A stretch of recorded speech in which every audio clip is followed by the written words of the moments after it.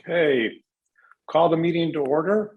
In accordance with the Government Emergency Administrative Act, PA 100-0640, the Northbrook Library Board finds an in-person meeting is not practical or prudent and believes it is in the best interest of the library to hold a virtual meeting to perform essential business. This meeting will be recorded as per the statutory requirements.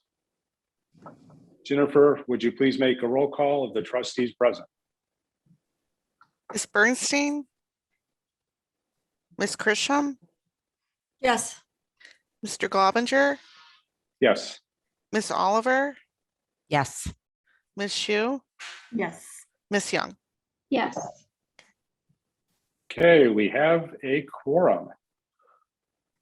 The first item on our agenda is the consent agenda. Is there any item that a trustee would like to pull off the consent agenda for further discussion?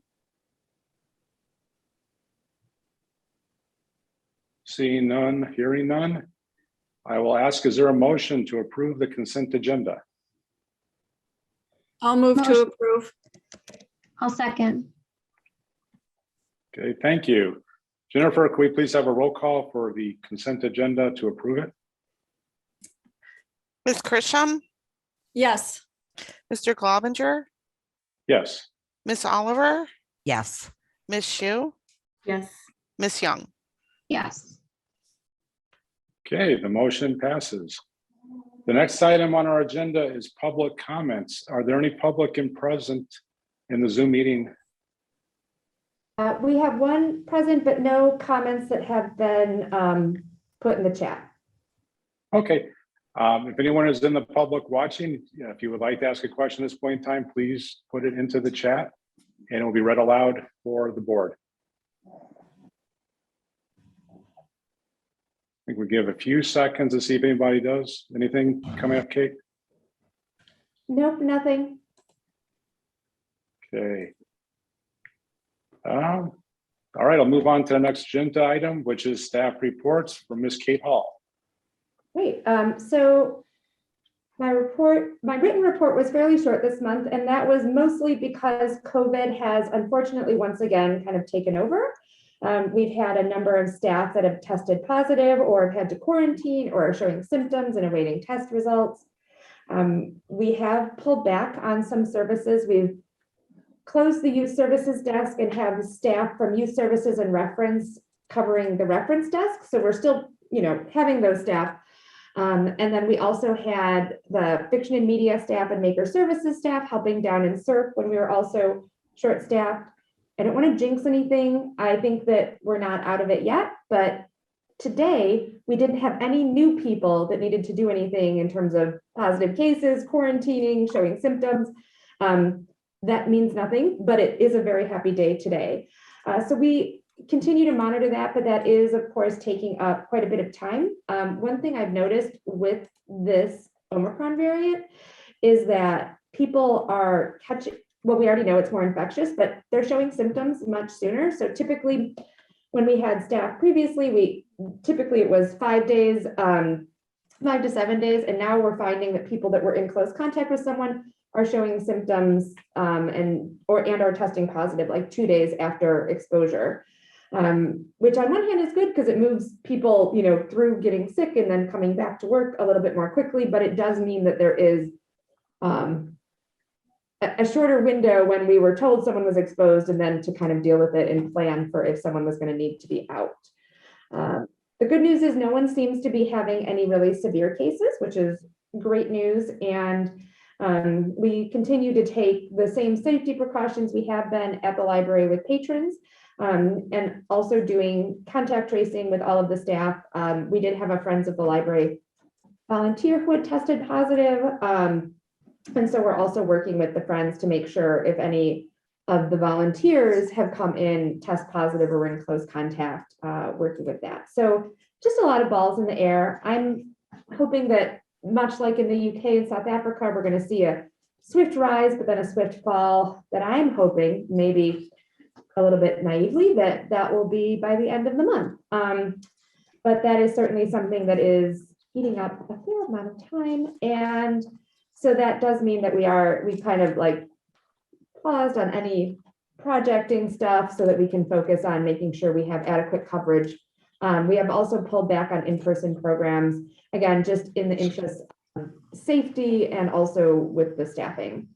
I'm going to mention some other things that are non-COVID, and then if you guys have any COVID questions, I'm happy to answer those. I did put in the report that the Illinois Library Association legislative meetup is happening again on President's Day. It is on Zoom again, like it was last year. So that's February 21st at 9 a.m. It is a chance to hear what is going on legislatively in the Illinois library landscape. I did include the palm card in the report, and also to hear from some of our local legislators. So if any board member is interested in attending that, just send me an email and Anna will get you registered. The chamber is also having the State of the Village next week on January 26th at noon.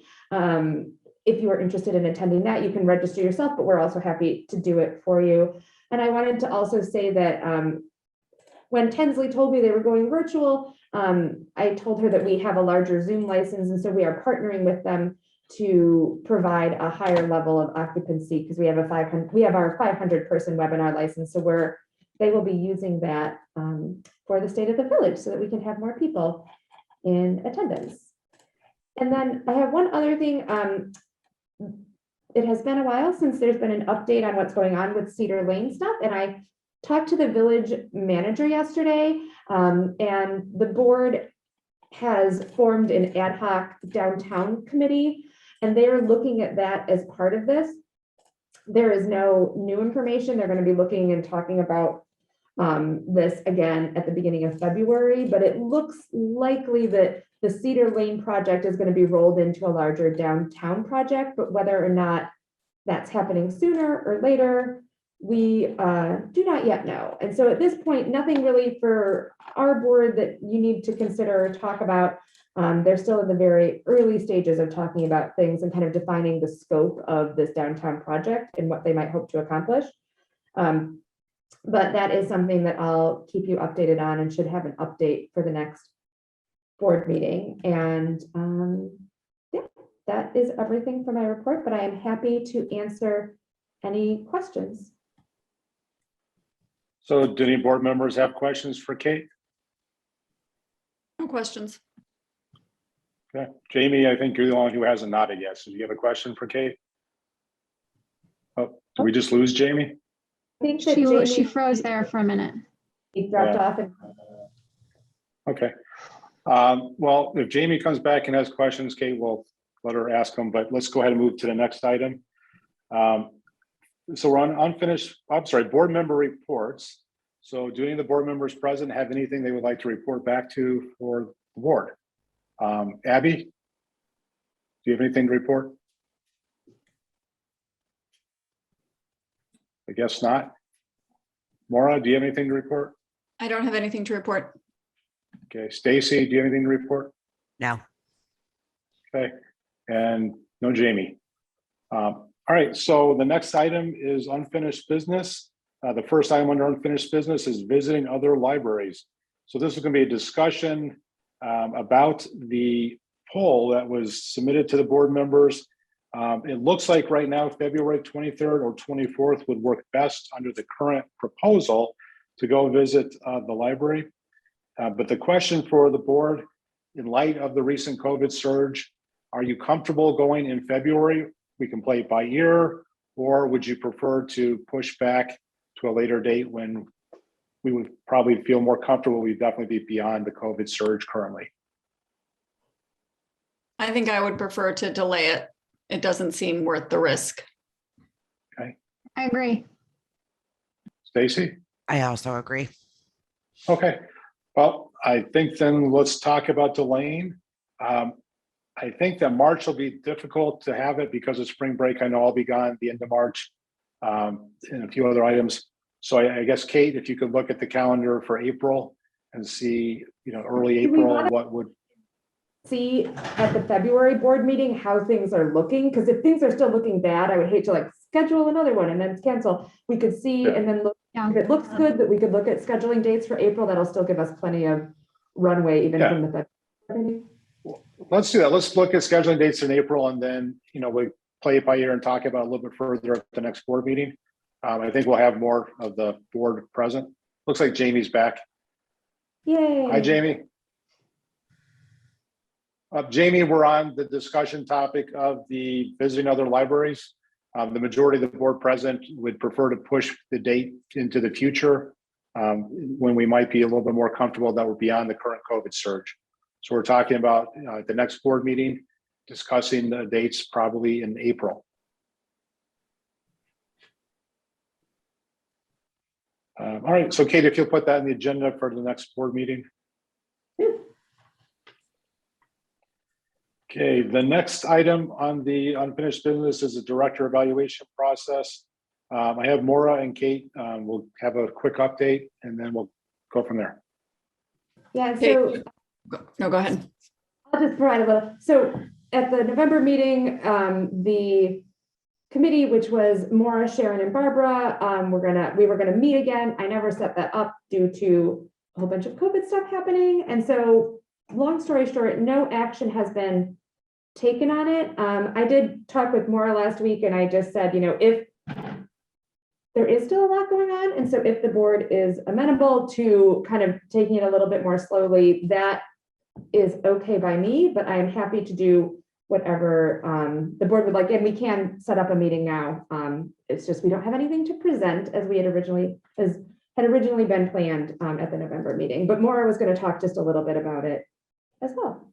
I was just going to add that I think that in light of the fact that everything is sort of seen through the lens of COVID right now, and so many of the items on the outline of the review are kind of more wide-ranging, sort of forward-thinking. This might not be the most relevant time to be presenting a new plan of review. So I was in agreement that we should probably just slow this down until we're a little bit past the height of the COVID problems. So, and just sort of see if anyone has any feedback on that.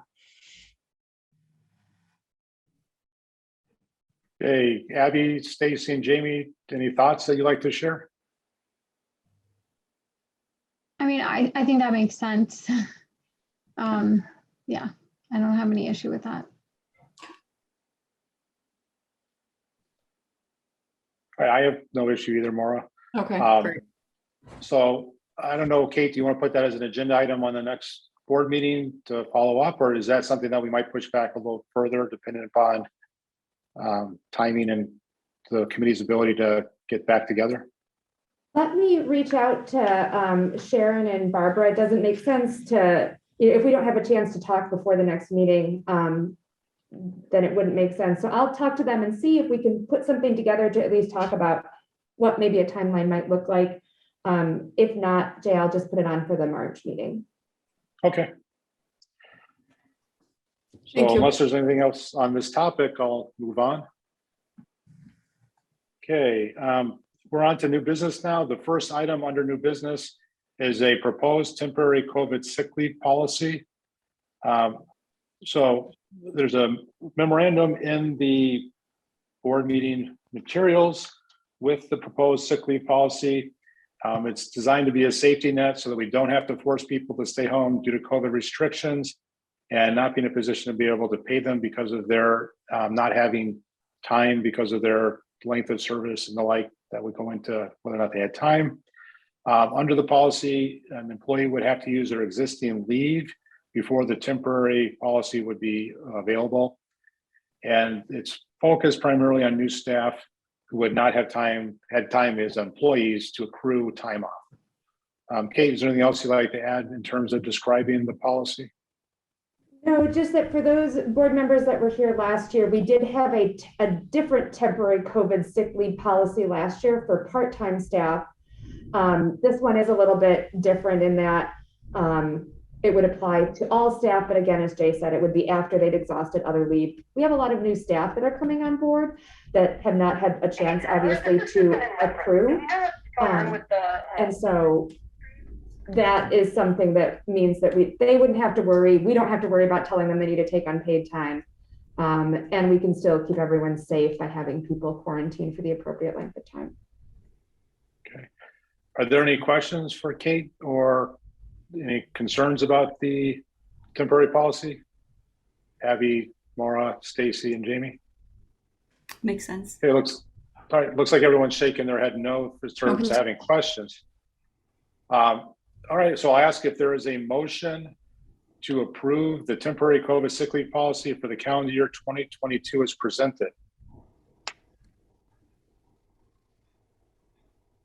I'll move to approve the temporary sick leave policy. All right, so Jamie and Maura, both of you made the motion. Would one of you like to second the motion? I'll second the motion. Okay, so we have Maura making the motion, Jamie second. Jennifer, can we please have a roll call? Ms. Christian, You're on mute. Yes. Mr. Globinger, Yes. Ms. Oliver, Yes. Ms. Shu, Yes. Ms. Young. Yes. Okay, the temporary sick leave policy has been approved. The next item is a sick leave policy update. Unlike the temporary COVID policy, this will be a permanent change, and we give part-time staff 2 weeks of paid sick leave annually. They will be able to bank up to 8 weeks over their service, and that's the maximum length of leave of absence for part-time staff. Kate, would you like to add anything else in describing the new proposed policy? No, just that currently staff that are work above 20 hours a week already get sick leave. And so this is just making sure that when we tell staff that we value their health and well-being, that would apply to all staff. I think that with everything that's happened with COVID, this is a pretty easy one and would be very much in keeping with the safety protocols that we have put in place. I'm also presuming, Kate, that this will be helpful for you in attracting new employees. Absolutely. I mean, as we know, the job market right now is a lot more challenging, and this certainly having a strong benefits package. I don't know of any other libraries at this time that offer this. I'm sure there are some, but I know a lot of them are talking about it. So this would put us out in front of that, being able to offer that and get and retain good staff. And Kate, we're basically formalizing what we've been doing all of last year on a temporary basis, right? Right. So clearly it worked. There weren't issues or any concerns. It was, yeah, okay. No, on average, and a really interesting report to see, like, on average, how much sick leave do people use? And of course, we have some like super users that have things that come up, but in general, staff use about a quarter of their sick leave a year, which is not really a lot, but it provides, again, that safety net so that they can stay home and not have to worry about, paying for rent. Yeah, and it's good for you guys that you're not having sick people come in, obviously. Yes, we don't keep that either. Yeah. Right. Maura, Stacy, and Jamie, do you have any questions for Kate? No, thank you. Okay. Abby, would you like to make a motion to approve the COVID sick leave policy? I'm sorry, the updated sick leave policy is presented effective February 1st, 2022. Yes. Can I say so moved? Yes. Okay. Is there a second? Second. Thank you, Stacy. Jennifer, would you please have a roll call? Ms. Christian, Yes. Mr. Globinger, Yes. Ms. Oliver, Yes. Ms. Shu, Yes. Ms. Young. Yes. Okay, the motion passes and the policy is approved. That's the last item under new business. There's on the agenda a marker for a closed session, but right now we have no reason to go into a closed session. So we'll skip agenda item 9. The next item is the agenda building. So there's a few items here that Kate had put on for potential agendas. First is whether or not we might have a possible group board meeting photo if we're having a meeting in person. I think Kate will have to leave that up in the air until we determine, what at what Yeah. point in time we'll be back in person. And then if so, you'll have to make arrangements to have the photographer and let us know. Yep. So the next item, Kate, you have visit to Palatine. Whether or not we're going to do that, we'll revisit as we talked about whether we want to visit the library. We'll talk about that in April or beyond. We can talk more. Okay. about that. The next item is the draft budget, which I think will be presented to us at a coming board meeting. We'll also be reviewing a work from home policy that'll be presented. And then we'll pick up again the director evaluation process as we discussed earlier. Is there anything else anyone would like to ask be added to an agenda for a future meeting? Okay, seeing none, hearing none. That is the last item on our agenda. I will adjourn the meeting. That's my gavel, Kate. Sorry you don't have one at home, Jay. Yeah. Oh, All right. Thank you, everybody, for being available. Thanks, Have a good evening. everyone.